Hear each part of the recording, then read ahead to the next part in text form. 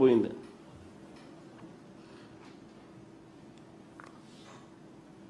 గమనించమని అడుగుతామన్నా. ఇది బహుశా ప్రపంచ చరిత్రలో స్కాములలో ఏకంగా జనవరి 2025లో బుక్ అయిన కేసు చూస్తే, చంద్రబాబు హయాంలో మొన్న జనవరి 2025లో బుక్ అయిన కేసు చూస్తే ₹1 కోటి విలువైన బంగారాన్ని దొంగతనం చేసిన కేసు అది.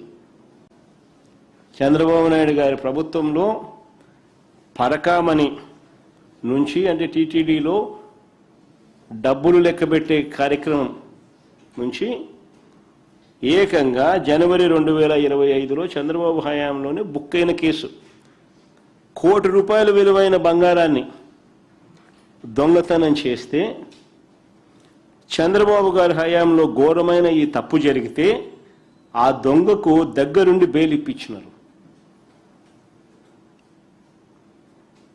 ఆ దొంగకు దగ్గరుండి హషప్ చేసి బెయిల్ ఇప్పించినారు. మొత్తం కేసును నీరుగార్చే ప్రయత్నం చేశారు. మా హయాంలో 75,000 విలువ చేసే డాలర్ నోట్ల దొంగతనం జరిగితే 15 కోట్ల విలువ చేసే ఆస్తులు టీటీడీ గుడికి రాయించిన పరిస్థితులు అప్పట్లో.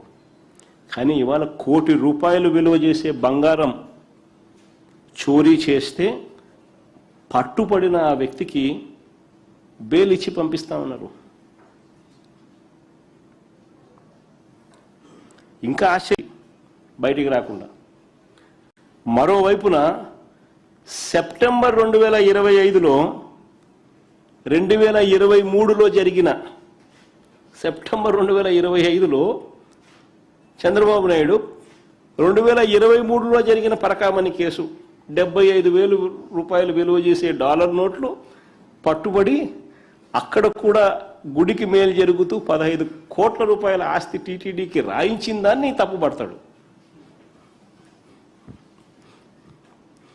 జనవరి 2025 ఆయన హయాంలో జరిగింది దాచిపెట్టి, సెప్టెంబర్ 2025లో 2023లో జరిగిన 75,000కు సంబంధించిన డాలర్ నోట్ల దొంగతనం వ్యవహారం ఆ గుడికి మంచి జరిగిస్తూ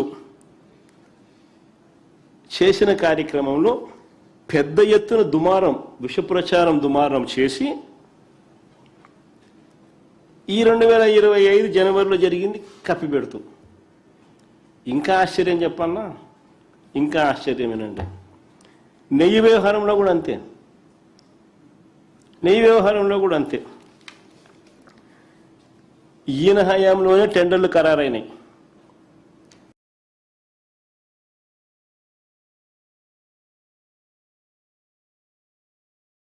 మే 15 ఈయన హయాం, మే 15, 2024 ఈయన హయాంలోనే టెండర్లు ఖరారైనాయి. ఈయన ముఖ్యమంత్రి అయింది జూన్ 4. జూన్ 12వ తారీఖు ఈయన హయాంలోనే సప్లై మొదలుపెట్టినారు. చూడండి, వినండి, మరి ఇంట్రెస్టింగ్గా ఉంటుంది. ఈయన హయాంలోనే కొన్ని ట్యాంకర్లు పాస్ అయినాయి, టెస్టులు పాస్ అయినాయి. జూన్ నుంచి జూలై 4 దాకా 4 ట్యాంకర్లు టెస్టులు పాస్ అయినాయి. ఈయన హయాంలోనే జూలై 6, జూలై 8 సప్లై చేసిన మరో 4 ట్యాంకర్లు టెస్టులు ఫెయిల్ అయినాయి.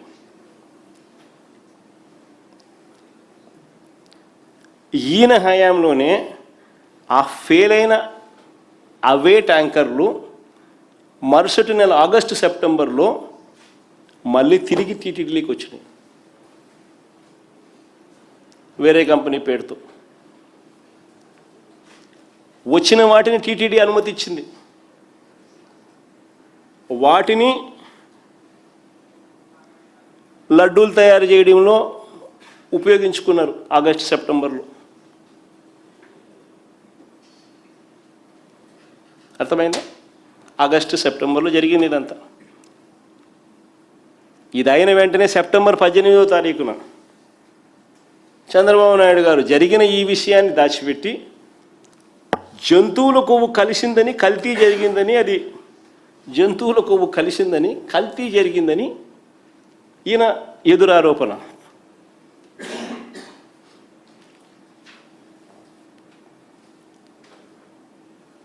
ఇది మేము చేసినామని ఎదురారోపణ.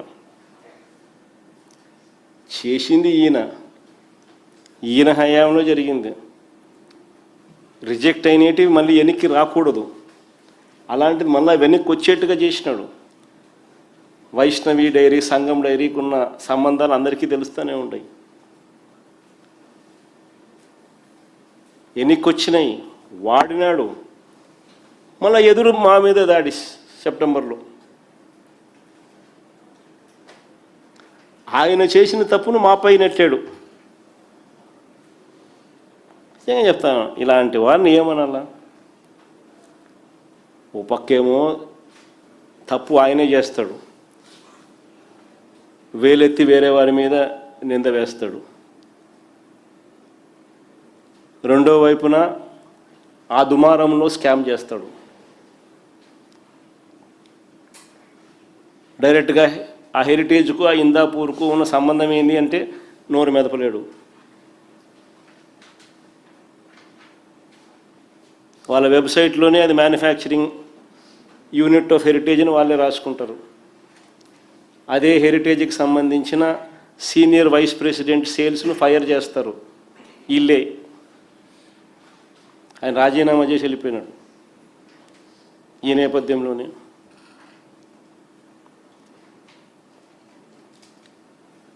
రేటు సంవత్సర కాలంలో 351 నుంచి 716కు పెరుగుతుంది. ఒక కార్టెల్ ఫామ్ అవుతుంది. సంవత్సర కాలంలోనే రేట్లు పెంచుకుంటూ 351 నుంచి 716కు పెంచుకుంటూ పోతారు. కేజీ నెయ్యి మీద 365 రూపాయలు ఒక సంవత్సరంలో పెరుగుతుంది. స్కామ్ కనిపిస్తుంది. సరే,